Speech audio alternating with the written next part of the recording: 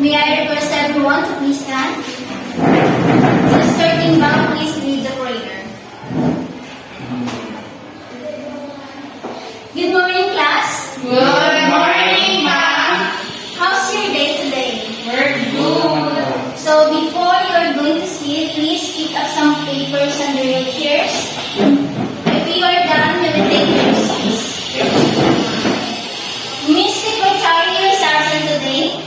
None, ma'am. None so far. Wow, very good. With that, anyone in the class who can recapitulate our topic?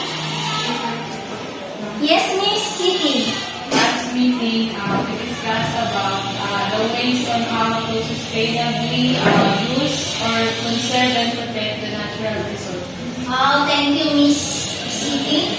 So, before we start, please be reminded of our classroom rules. Everyone, please read. Classroom rules. Be punctual. Arrive on time in class. Attention. Pay attention to the teacher. Raise your hand when you want to talk. Wait your turn to speak. Respect the teacher. Respect my classmates. Participate in class. Be positive and help others. So, please be guided of our classroom rules. But before that, Mr. Timbao, please correct your assignment last week.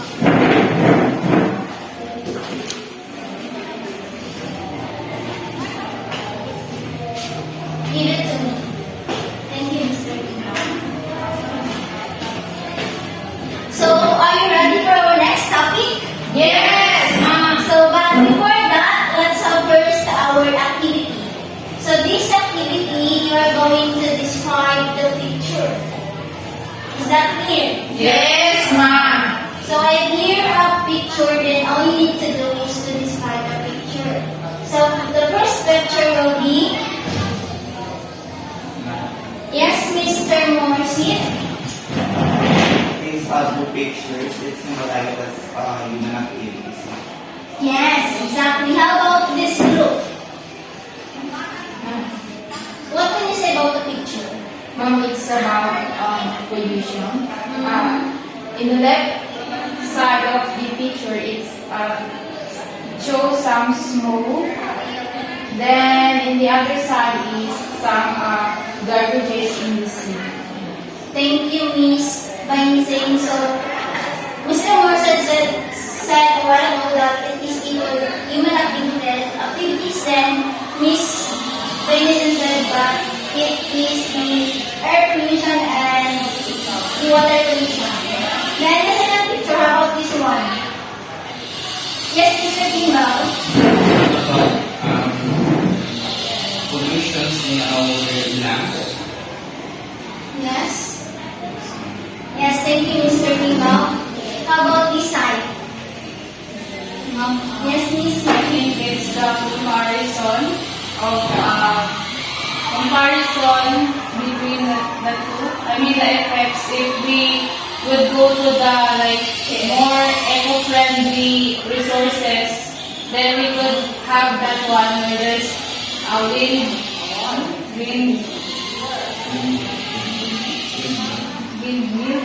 windmill and parang nag-exist yung urbanization with much greener forest. Thank you, Miss Cindy. That's exactly. So, do you have now any idea what was our topic for today? Not all. So, because you're not totally know our topic for today, let's have another activity. Are you ready? Yes, ma'am. So, this activity is titled Quest Truth Watching. So, the learners will be divided into two groups. So, this side will be group 1 and this side will be group 2. So, the learners will scan the printed QR code. So, I will be giving you a QR code. Then, sa QR code, makikita yung link. Then, click the link. Then, makikita doon yung video. Understand? Yes, So, ma'am. after watching the video, the learners will share their ideas about the video. given 5 minutes to watch the video. Is that clear? Yes, ma'am. So here's the QR code. You can scan the QR code.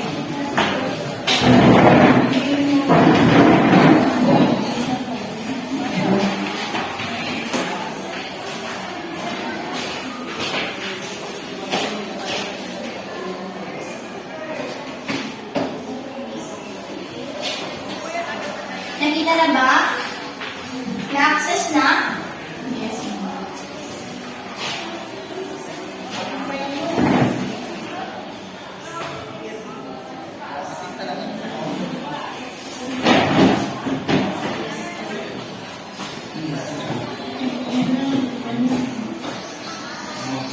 Okay na.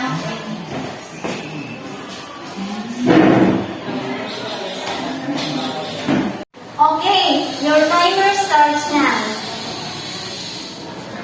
Forests are cleared for mining as well.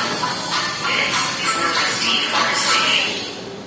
Deforestation is the destruction of forests to make the land available for other uses. When we remove the trees, that's so sad. The soil is doing much better with the trees. Oh yes, deforestation affects more than just the beauty of a place. It also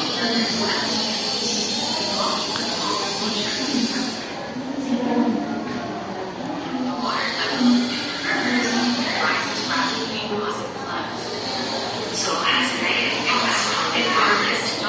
The roots of the trees hold the soil together. When we remove the trees,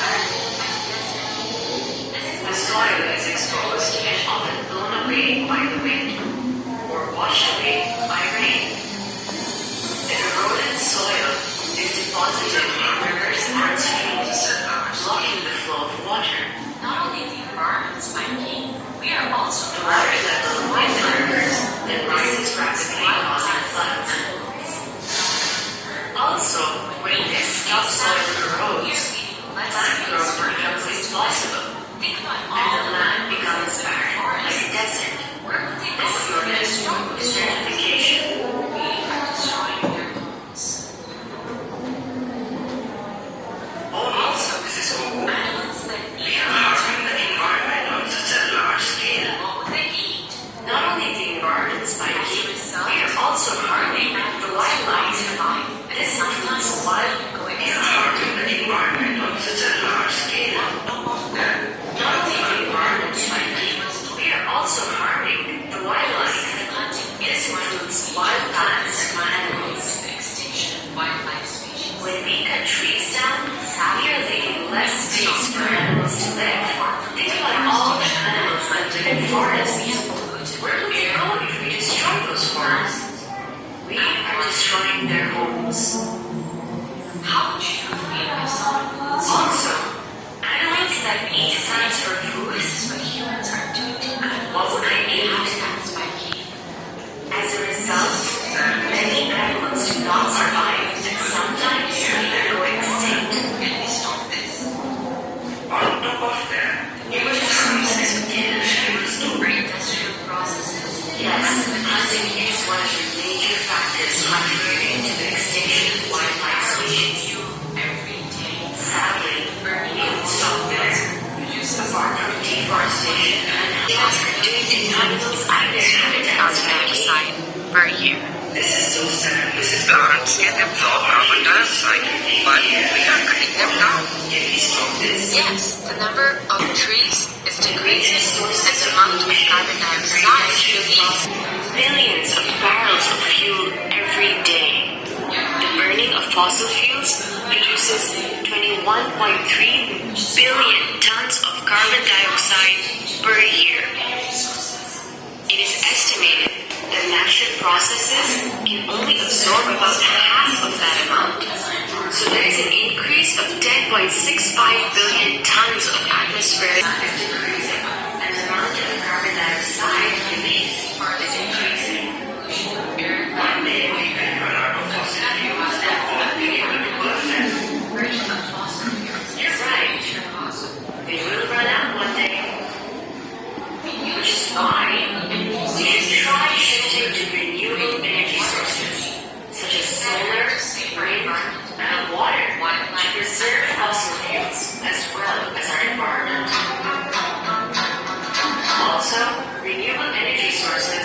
permanently regulate and don't cause pollution. To summarize, deforestation is the permanent destruction of forests to make land available for other uses. Hunting, deforestation, pollution of air, land, and water affect wildlife and their habitats. Are you done, group 1? Burning of fossil fuels is a major cause of pollution. Ma'am Dan.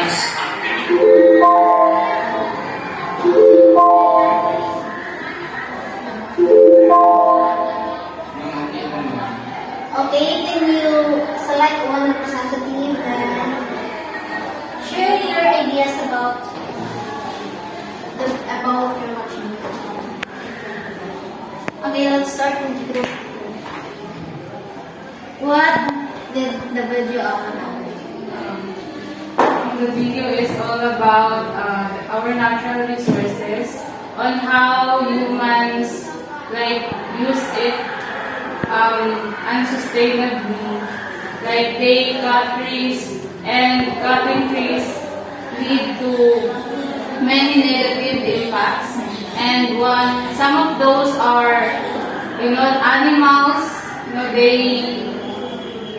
They lost their habitat. Also, desertification, wherein if we cut trees, then that certain land will lose water, and that will become dry all throughout the year or for a much longer time. And also the use of non-renewable resources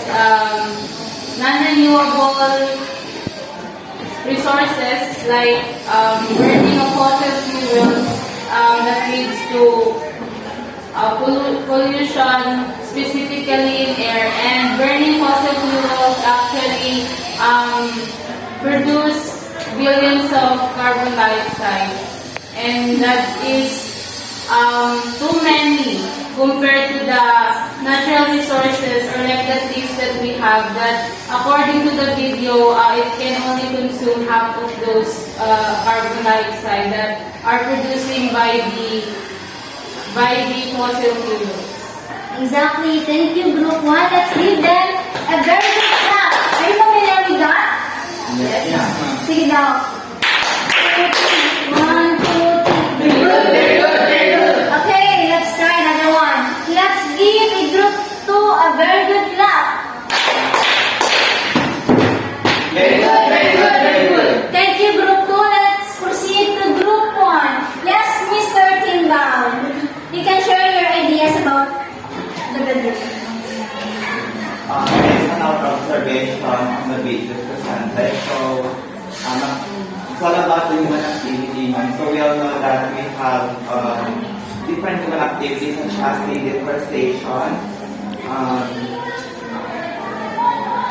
and so on. So in the video we saw that deforestation is very vulnerable in the human life, not only in the human life but also to the habitats of the animals. So some people, they use the yung pinuputo nilang puno sa kagubatan, such as the constructing of the buildings, houses, and we observe din man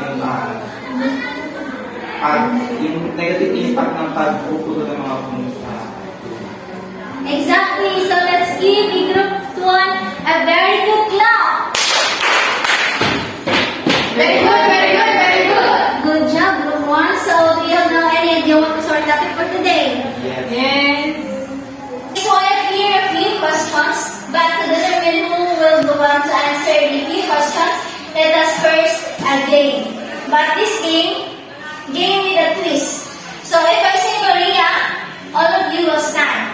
If I say Clara, then all of you will sit. If I say Teresa, then all of you will clap. Understand? Yes, ma'am. Maria, Clara, Clara. That was quite a saying. Question number 1. Does deforestation caused by human activities lead to loss of biodiversity and affect the ecosystem? Yes. Yes, thank you, Miss Marnasay. Teresa! No one.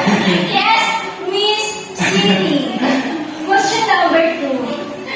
Why does the first season caused by human activities lead to the loss of biodiversity in affected ecosystem? I think it's because forest is one of the habitat of many animals. And for urbanization, since there's a lack of spaces, then humans tend to cut those trees in the forest in order to build or to construct buildings there. And considering that there's already a life there in the forest, and when the trees are being cut down, then of course the life there, or there's the biodiversity there, will be lost. It's because the trees are being cut down. Exactly, so you have the point, Miss Cindy. How about question number 3? Clara! Teresa? Mr. Timbal? Yes, answer question number 3. Okay, number 3, how does urban development as shown in the video contribute to the habitat loss and biodiversity? So as we can see in that video, so nung nag-develop na yung isang certain place, so yun nawawala yung mga puno. So in that way, nawawala na yung biodiversity ng or nawawala yung mga habitat ng mga animals. So affected sila. Let's say you have the point, Miss Timbal. Thank you. So, our topic for today is all about the impact of the human activities on the ecosystem. But before that, let's read our learning objective. Everyone?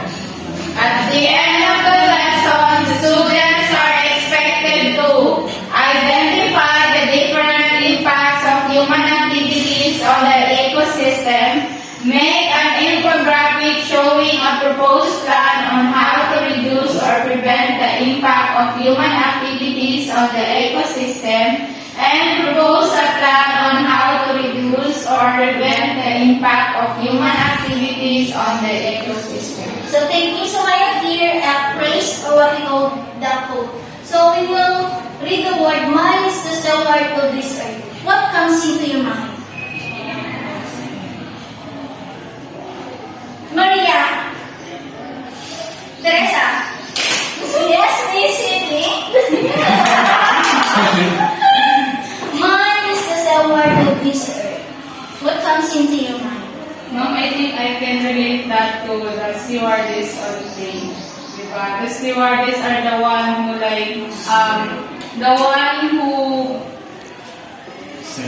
who serve the passenger in the plane. They make the chores, everything, and then they assist the passengers and everything. So I think with that, I could say that the man is the man or the stewardess of the plane, and the plane is the earth. So man is the steward of this earth. Like we are responsible for the earth, for the sustainability of the earth, sustainability of our life here in the earth. Yes, thank you, Miss Cindy. Yes. Let's give her a very clap. Yes, you're raising your hand, Mr. Morsi. Ma'am, meron pa na insight about the quote, man is the steward of this earth. So we are the man of the earth, and also we are the steward of the earth.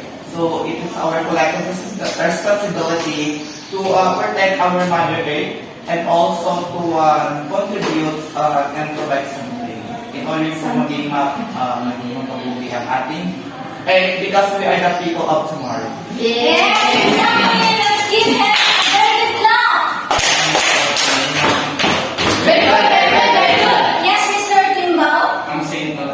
So we all know that man or human are responsible of our Mother Earth. We are responsible to care and save our Mother Earth. But not all individuals are responsible to taking care of our Mother Earth. They are going to destroy our Mother Earth, or they can create human activities that will give a negative impact to our ecosystem. So we have here the 5 impact of human activities in the ecosystem. So first we have the biodiversity loss. So when we say biodiversity loss, what comes into your mind? Clara? Teresa?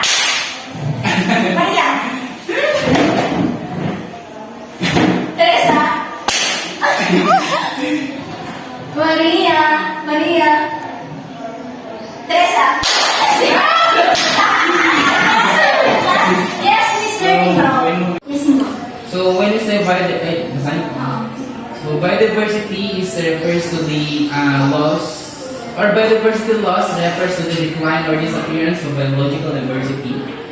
So when you say biodiversity loss, it is something to do with the pagkawala ng species ng animals, because we already know that here in our earth there's a lot of variety of living things, and with that nawawala yung kanilang biodiversity. Okay, thank you, Miss. Nag-disappear. Exactly. Thank you, Mr. Ikaw. You had a point. How about you, Miss Sydney? Biodiversity loss. I think, ma'am, based on the definition, biodiversity loss is the disappearance of biological diversity, understood as the variety of living things that inhabit the planet. From the name itself, biodiversity, it means the life or the diverse life will disappear. Okay, thank you, Miss. Sige, so you have a point. So when I say bio, it refers to life. Diversity refers to Right. variety of species. So when I say biodiversity, it refers to all living organisms, or it refers to the variety of life forms. So biodiversity loss, it is the extension of the species, right? So pag biodiversity refers sa pagkawala ng what? Buhay ng mga hayop. Yes. It's because of the human activities. So after that, we have the habitat loss. Then what is habitat loss? Maria? No, Maria. You must stand. Tatlo kayo. Yes, please. Third Morsi. Habitat loss due to destructions, fragmentation, or degradation of habitat is the primary threat to the survival of wildlife in the United States. When an ecosystem has been dramatically changed by human activities such as agriculture, oil and gas exploration, commercial development, or water diversion, it may no longer be able to provide the full water cover and places the terrestrium that wildlife need to survive. Every day there are fewer places that wildlife can call home. So, habitat loss, it is yung pagkawala ng tirahan ng mga animals sa kagubatan, not only sa kagubatan, but pero din sa mga city. So, in the Philippines, if you remember sa Bukol ba yun? Yung mga tirahan ng mga tertiary kasi na Nayuan ng Juan Resort. o hindi na yun lang mga resort, pati yung mga tirahan ng mga species ng mga fish, isda. Sinira yung mga mangroves sa Coron Palawan na tayo. Okay, thank you, Mr. Morsi. Yes, how about you, Tingo? You have a point, Mr. Morsi. How about you, Mr. Tingo? Habitat loss is something to do with the losing of habitat of animals due to human activities such as deforestation, mining, and so on and so forth. Thank you, Mr. tertiary environment. So when we say habitat loss, it is the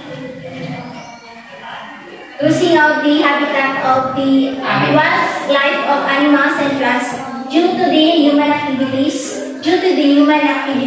Just like what Mr. Morse said a while ago, that katulad ng sa Bohol na nagkaroon ng pinatayo nila ng resort, ng pool, which is hindi siya dapat kasi nga yung sa Bohol, yun yung mga tinitirahan ng tertiary. Then, pag once na pinuto nila yung mga puno, yung mga tinitirahan ng tertiary, then what will happen to the tertiary? They will become endangered and mawawalan sila ng tirahan. So yun nga, yung tertiary magiging extinct. Doon na din papasok si biodiversity loss. Kasi nga paunti-unti na yung bilang ng mga tertiary. What will happen to the animals na nagtitira sa Amazon forest? What do you think? Magkakaroon ng habitat loss na at the same time biodiversity loss. Exactly, magkakaroon sila ng habitat loss and as well as biodiversity loss. Kasi nga, yung mga animals na nakatira doon, may possibility na nadamay sila sa sunog. Then yung mga tinitirahan nila, nawala na din. Kaya yung mga species or yung mga animals lumipat sa pwede nilang matitirahan.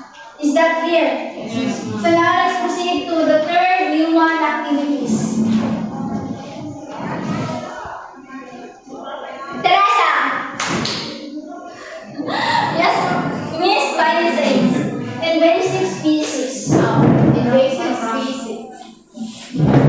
Invasive species, those that are introduced deliberately or not outside of their natural habitat and fully become acclimatized to the new habitat, causing the extinction of other species.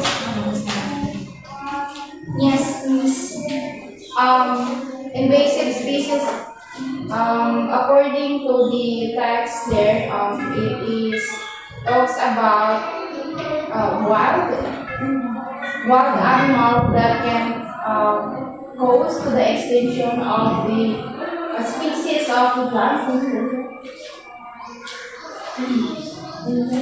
Yes, thank you, Miss Biosage. How about you, Miss Lauban? What can you say about invasive species? Bakit nga ba siya invasive species? Can you give some example of the invasive species? Ma'am, I think, invasive species, ma'am, it refers to like the species are being harmed when because of human activity. Based on the definition, those that are not introduced deliberately or not outside of their natural habitat and fully become acclimatized to the new habitat, causing the extinction of other species. Of course, if their habitat are like lost, then kumaga hindi po agad-agad makaka-adapt yung isang species dun sa new habitat. So, pag hindi, let's say dun sa tertiary, di ba nakatira ang tertiary sa puno? So, since sabi po ni Mr. Mercer, naputol yung mga puno, so saan maninirahan yung mga tertiary? Let's say dun sila naiwan sa mga grass. So, grass, which is hindi sila ganun kadali maka-adapt doon sa new habitat nila. So that will causing them to extinct. Thank you, Miss Lauban, sa ihabawan. So when you say invasive species, ito yung mga animals, yun nga, papasok na sa habitat loss, mga animals na nawala ng mga habitat loss, then it will transfer to the new habitat. And we all know that not all animals will adapt new habitat agad-agad. Kaya yung iba, yun nga si tertiary, mawawalan na ng puno din ipupunta mo sa mga grass. Which is, yung tirahan naman talaga ni tertiary po is puno. Diba? How come na si tertiary magtitira sa grass? So what will happen to the tertiary? Diba? Mamamatay sila and they will become extinction. No, they will one of the extinction species in the world. So, understand? Yes, ma'am. Any question? None so Clarification before we proceed to the fourth human activities. None so far. None so far. Now let's proceed to the fourth activity. Human activities. So, kung pollution. What comes into your mind when you hear the word pollution? Clara! Teresa! Yes, Miss! Sydney! Ma'am, pollution is the introduction of man-made or natural substances that make the surroundings unclean and unhealthy and consequently affect the lives of living organisms. We have different types of pollution: air pollution, water pollution, and land pollution. So, basically, pollution means the certain thing is being polluted or being unclean or unhealthy. It's because of pollutants or man-made activities. In air pollution, I could cite the burning of fossil fuels as an example. And in water pollution is the throwing of garbages on any bodies of water. And in land pollution, throwing of garbages anywhere. Okay, thank you, Miss Sydney. Have a point. So, and also, what will happen if your home is polluted? What will happen to you? You will get sick. Yes, exactly. You will be sick. Then, what can your, ano ba yung dapat na masasuggest mo to avoid this kind of pollution? Self-respect. Discipline. Okay, discipline. So, alam naman natin that pollution hindi lamang makakos sa animals, but it can cause also to human, right? Yung sabi nga, pag once na polluted yung area mo, magkakaroon ka ng sakit. Pollution, just like here in Dalikan. No, ano nyo ba? Napansin nyo ba yung mga kanal ng bawat area, di ba? Ang maraming mga garbage. Then what will happen if magkakaroon ng ulan? Exactly. Magkakaroon ng flood. So, sino yung maapektuhan? Tao. Kasi human are affected to this kind of our activities, no? Hindi lamang yung mga hayop, kundi tayo din mismo. Tayo din mismo yung makaka-experience ng ginagawa natin. Sabi nga, what you saw is what you reap. Understand? Sa air pollution naman, one of the example is burning fuels like fossil fuels. Then ma'am sa factories. Yes, sa mga factories. And you understand? Yes. Any clarification? None so far. Okay, let's proceed to the last human activities. Overexploitation. Maria. No one. Maria. Okay, I'll help you. I want to hear the voice of Mr. Morse. Wait lang, Daya, wait lang. Yung maliliit na mga sa kinukuha. Kasi hindi na sila magkakamag... Sige na, sige na. Sige na. Opo. Overexploitation. Overexploitation refers to the uncontrolled use of bioresources leading to depletion and finally extinction of species.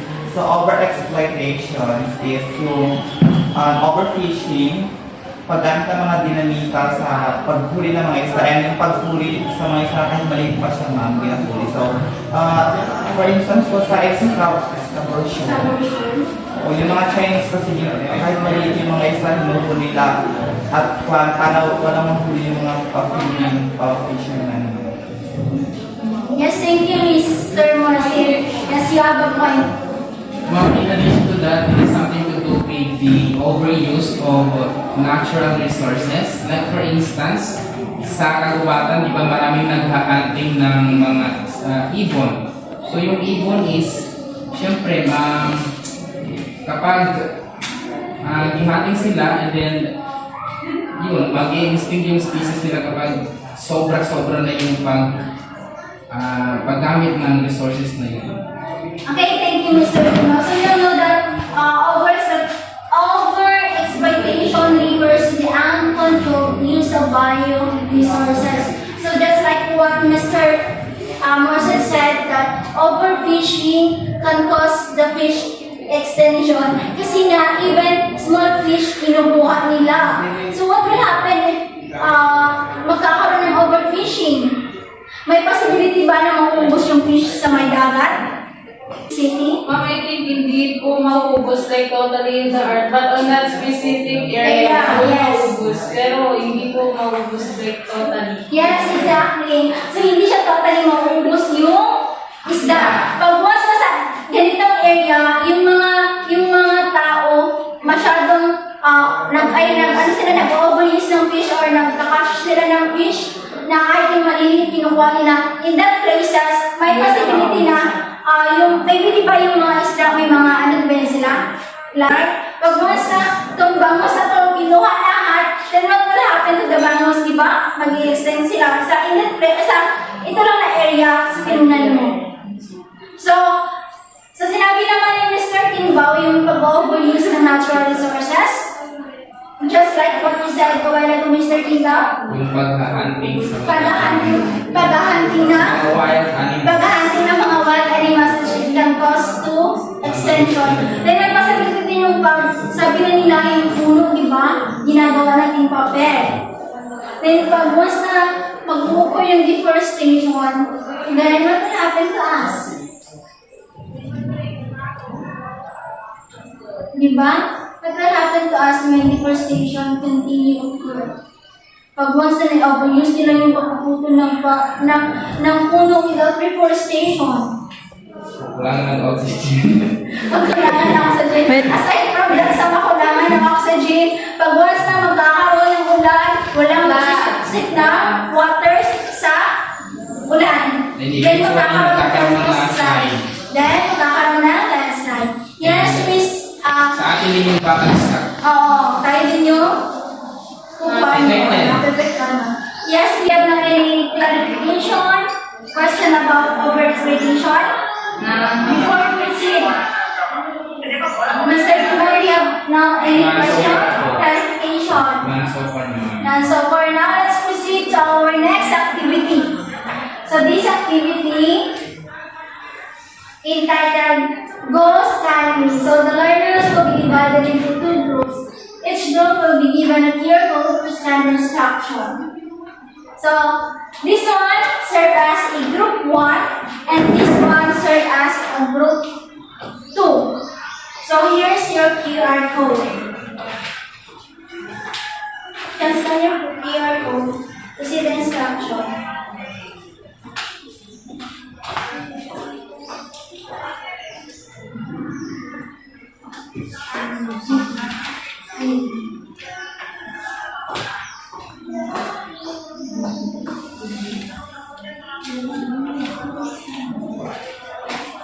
Nakita niyo ba yung instruction? Yes. Sino ba tayo yung instruction dito? Yes, ma'am. Wala pa. Okay. Nakita niyo na? Nascan niyo na?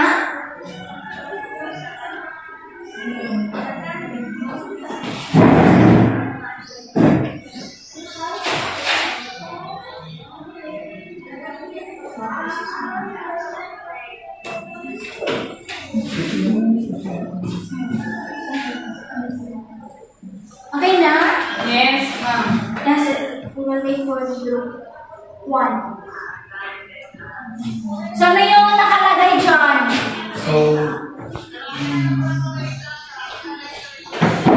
What will you do? We will we're make gonna make an an infographic About? about the impact on how to reduce or prevent the impact of human activities on the ecosystem. Okay, so your score will be graded based on our criteria. Here's your criteria.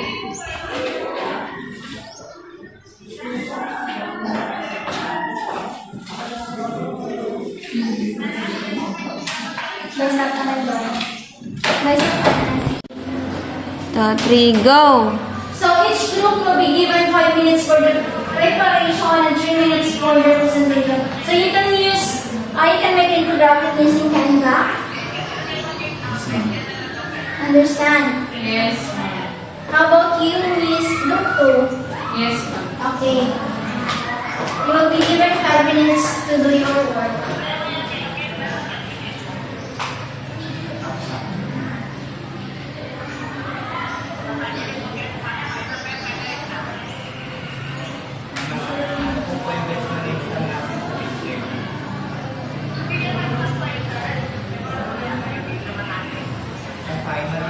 Okay, your timer starts now.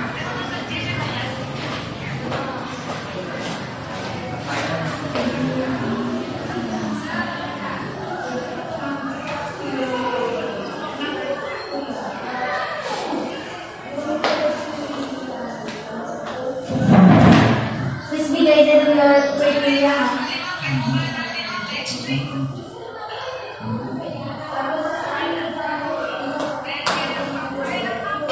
Are you done?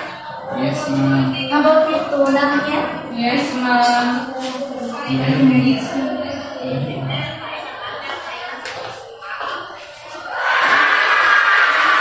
Forward mo.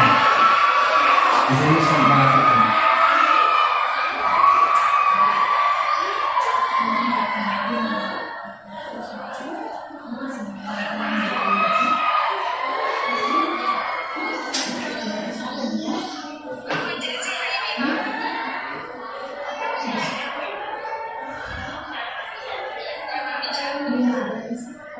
Are you done? Yes, ma'am. Okay. Wait lang dahil po. Go. First group who will present will be Tantanan Group 2. Come in front. Go, Siki!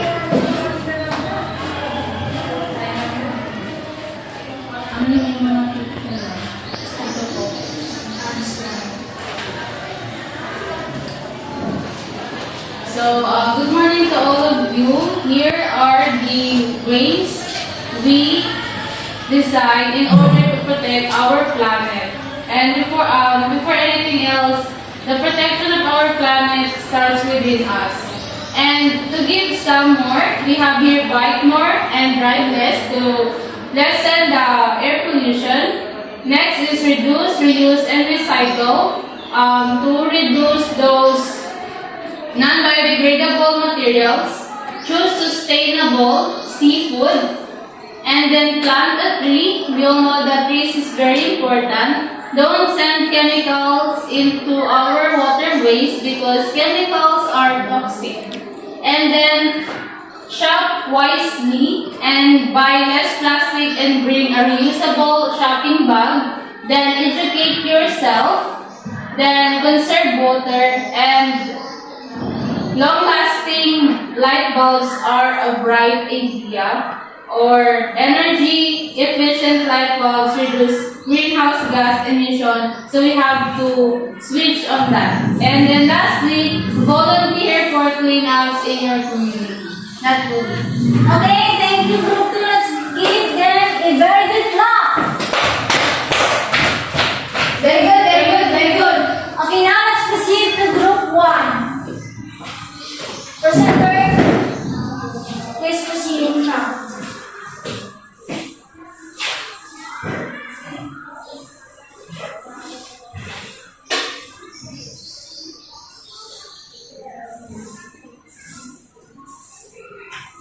Okay, good morning. So this is our output, the infographic about the simple ways on how to save the environment. So first, we already know that environment is very important to us. Dito tayo nakawala. So the first one is to say no to plastic bags. Yes. And the next one is to refill your water tumbler. In order to, para hindi tayo makagamit ng plastics, gagamit tayo ng tumblers. And the third one is to avoid non-recyclables, like yung plastic straws, cellophanes. And the fourth one is buy from the thrift shop. And the fifth one is share commute with friends. And the last one is 3 R's, which is reduce, reuse, recycle. So plant a tree, and the last one is to clear your surroundings. So that is the ways on how to save our Mother Earth.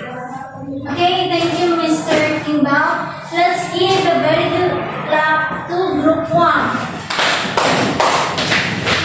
Very good, very good, very good. Okay, so story girl naman tayo.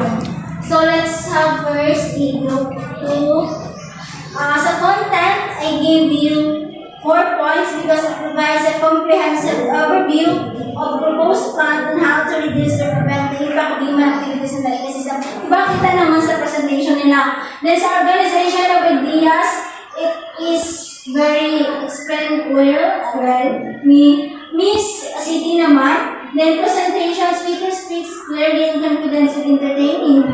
Then innovative design. Makikita mo naman napakaganda ng infographic nila. Sa teamwork, nakikita mo naman na mayroon silang cooperation. With that, I give you 20 points out of 20. So, sa group 1 naman, dito lang tayo nagkakaroon ng pagkakaiba sa content. Kasi parang binasa nilang without explaining the content, right? So, I give you 3 points. Then, sa organization of ideas, 4 points. Presentation, 3 points. Innovative design, perfect, 4 points. Teamwork, 4 points with a total of 18 points. So, good job, Group 1 and Group 2. So, again, what are the 5 human activities of the impact of human activities on the ecosystem? Biodiversity loss, loss, pollution, species, pollution, and overexploitation. Exactly. So now, are you ready for our evaluation? Yes, ma'am. Okay, let's proceed to our evaluation.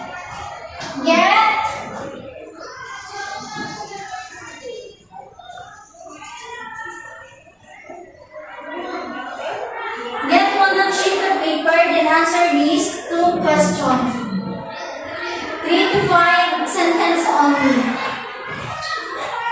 Will be given 2 minutes to answer the 2 questions.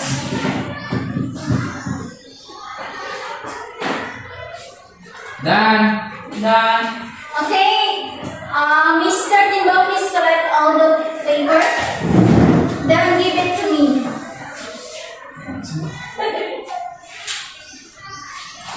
Thank you, Mr. Timbao. So, for your assignment, mayroon po tayong criteria for grading your evaluation essay, ha? Para walang magkakaroon ng biases. So, for your assignment, please capture Mr. Timbao, then send it to our GC.